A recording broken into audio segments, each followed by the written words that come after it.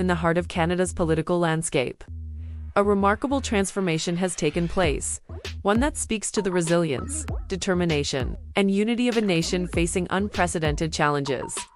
The Liberal Party, under the leadership of Prime Minister Mark Carney, who replaced Justin Trudeau as Liberal leader earlier in 2025, now governs with a minority mandate, a position that requires collaboration, compromise, and an unwavering commitment to the Canadian people. This is not merely a story of electoral victory, but rather a narrative of how a nation can come together when tested by external pressures, and how leadership, when rooted in experience and vision, can inspire confidence even in the most turbulent times. The Liberals secured 169 seats in the 343-member House of Commons, falling just 3 seats short of the majority threshold of 172 seats. This narrow margin means that every vote, every decision, and every piece of legislation will require thoughtful negotiation with opposition parties. A minority government, for those unfamiliar with parliamentary systems, occurs when the governing party does not hold an absolute majority of seats in the legislature. This means they must seek support from other parties to pass laws and maintain confidence in the House of Commons. Rather than seeing this as a weakness, many Canadians view it as an opportunity for more inclusive governance, where diverse voices must be heard and different perspectives must be considered in shaping the nation's future.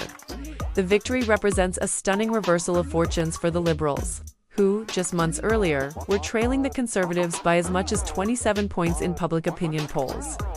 Throughout much of 2024 and into early 2025, political observers had written off the Liberal Party's chances of re-election. The narrative had been set. After nearly a decade in power, Canadians were ready for change.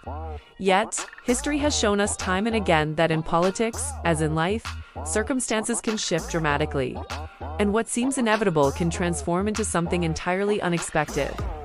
This transformation did not happen by accident, but rather through a combination of strategic leadership, changing external circumstances, and a renewed sense of Canadian nationalism in response to unprecedented threats from abroad. Mark Carney, an economist and former central banker who previously served as Governor of the Bank of Canada from 2008 to 2013, and as Governor of the Bank of England from 2013 to 2020, brought a unique set of credentials to the role of Prime Minister.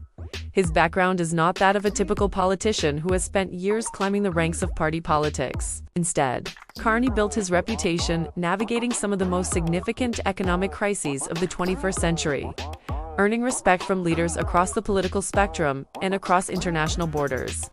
When Stephen Harper's Conservative government appointed him as Bank of Canada Governor in 2008, during the onset of the global financial crisis, Carney's steady hand helped Canada weather that storm better than most other developed nations. Born in Canada's Northwest Territories and raised in the western province of Alberta, Carney has presented himself as a political outsider who can steer Canada through a period of economic turmoil and uncertainty.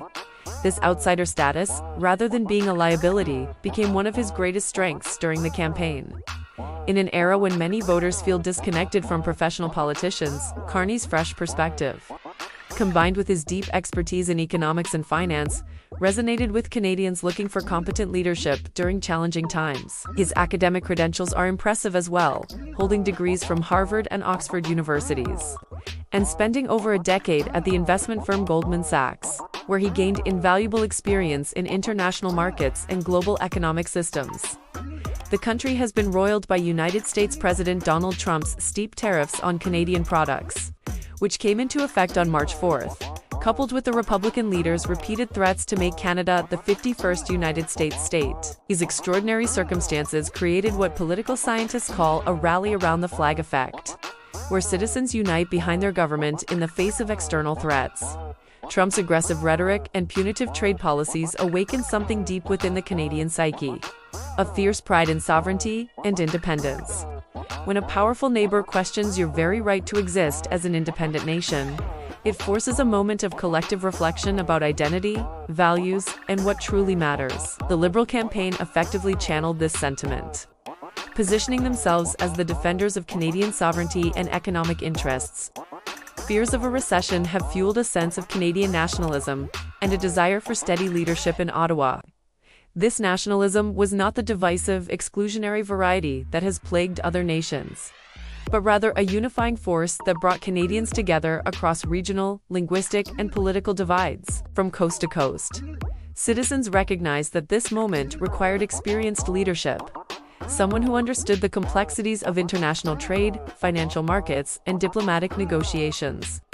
The Liberal platform spoke directly to these concerns, offering concrete plans to protect Canadian workers, strengthen the economy, and stand firm against external pressure, while remaining open to constructive dialogue.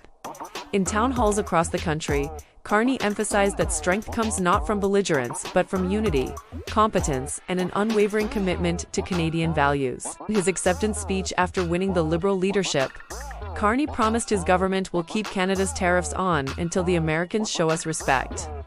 This firm stance demonstrated that the Liberal government would not be pushed around or intimidated. At the same time, Carney made it clear that Canada remains committed to constructive engagement and mutually beneficial relationships. The message was balanced: we will defend ourselves when necessary, but we prefer partnership over confrontation. This approach reassured Canadians that their new Prime Minister would not escalate tensions unnecessarily. But neither would he compromise Canadian interests simply to avoid conflict. It was a message of principled pragmatism, recognizing that sometimes the path to peace requires demonstrating strength and resolve. The main opposition Conservative Party, led by Pierre Poilievre, won 144 seats, and the Liberals will need the support of an opposition party to pass legislation and survive no-confidence votes in Parliament. This reality creates both challenges and opportunities for the Carney government. On one hand, every significant policy initiative will require careful coalition building and negotiation with other parties. On the other hand, this necessity for cooperation often leads to better policy outcomes, as legislation must earn broader support to become law. The left-leaning New Democratic Party, which had until late last year been propping up the Trudeau government, won 7 seats, enough to push the Liberals past the 172-seat threshold needed in the House of Commons when their support is combined with Liberal votes. The election also brought about significant changes in the opposition landscape. Conservative Party leader Pierre Poilievre lost his own Ontario seat to the Liberals, a post he had held for 20 years.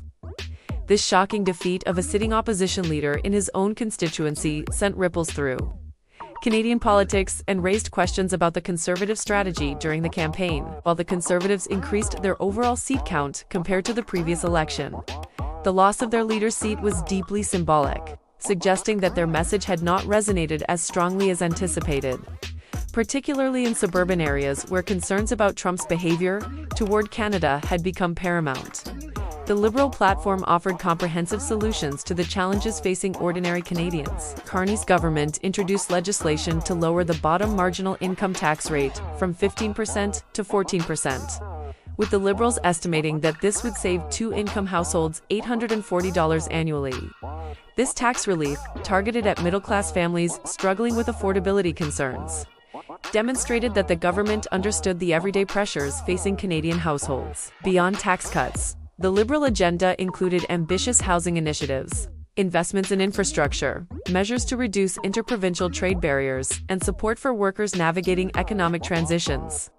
Each policy was designed not simply to win votes, but to address real problems with evidence-based solutions. Shortly after being sworn in as Prime Minister, Carney's government approved an order in council to immediately reduce the consumer price of carbon to $0 starting on April 1, 2025, thereby effectively terminating the consumer portion of Canada's carbon pricing policy.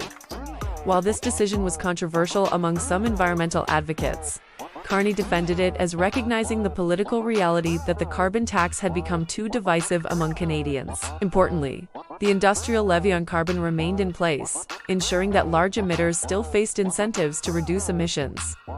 This pragmatic approach illustrated a key principle of the Carney government: being willing to adjust policies when they lose public support, while maintaining commitment to core objectives like addressing climate change through alternative means. In his victory speech on election night, Carney said the country needs big changes backed by the values of humility, ambition, and unity, values he will do his best to uphold every day. These 3 words capture the essence of the Liberal approach to governing: humility to listen to diverse perspectives and acknowledge when adjustments are needed, ambition to tackle the big challenges facing the nation with bold and innovative solutions. and unity to bring Canadians together across regional and political divides. Throughout his remarks, Carney emphasized the importance of working collaboratively, not just with opposition parties in Parliament, but with Indigenous nations, labor unions, business leaders, provincial governments, and community organizations across the country. Looking ahead, minority governments are typically short-lived in Canada, but the bar may be lower, with just 3 additional votes needed to advance priorities and a shared sense of urgency. The political circumstances suggest that neither the New Democratic Party nor other opposition parties have much appetite for triggering another election in the near future. This creates a window of opportunity for the Liberal government to advance its legislative agenda, implement promised reforms, and demonstrate effective governance. The coming months will be critical as Prime Minister Carney and his team work to fulfill their campaign commitments, manage the complex relationship with the United States, strengthen the Canadian economy, and prove that this minority government can deliver real results for the Canadian people. The story of Mark Carney's Liberal minority government is ultimately a story about Canadian democracy at its best. Responsive to changing circumstances, willing to embrace new leadership when needed, and committed to working together despite political differences when the national interest demands it. Throughout Canadian history, there have been turning points, from World War II to the end of the Cold War, but the country now faces a new hinge point. In Carney's own words, this government, formed in the crucible of external threats and internal renewal, has the opportunity to demonstrate that parliamentary democracy, collaborative governance, and evidence-based policy-making can address the complex challenges of the 21st century. The road ahead will not be easy, and there will undoubtedly be setbacks and disappointments along the way.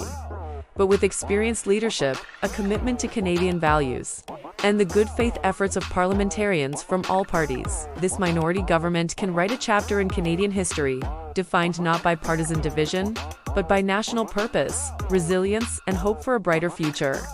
If you found this deep dive into Mark Carney's Liberal minority government informative and engaging, we invite you to join our community here at West is Best channel. We are dedicated to bringing you thoughtful analysis, comprehensive coverage, and nuanced perspectives on the political developments shaping Canada and the wider Western world. Please take a moment to like this video, share it with friends, family members, and colleagues who care about understanding the forces shaping our nation's future, and subscribe to our channel so you never miss our latest content.